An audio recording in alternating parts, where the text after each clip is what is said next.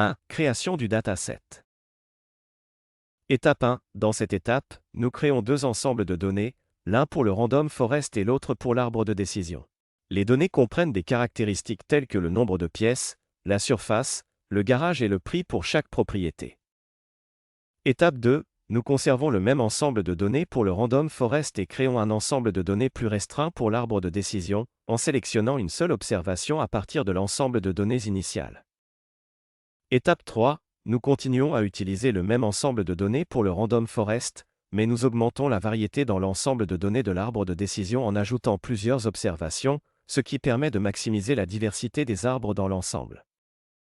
2. Entraînement de l'arbre de décision. Dans cette étape, nous entraînons un arbre de décision en utilisant l'ensemble de données spécifiques qui lui est attribué.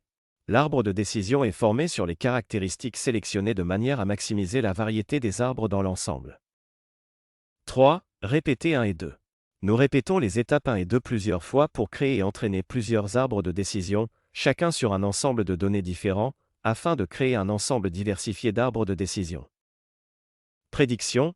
La prédiction est obtenue en moyennant les prédictions de tous les arbres de décision de l'ensemble, ce qui permet d'obtenir une estimation plus robuste et générale du prix de la propriété.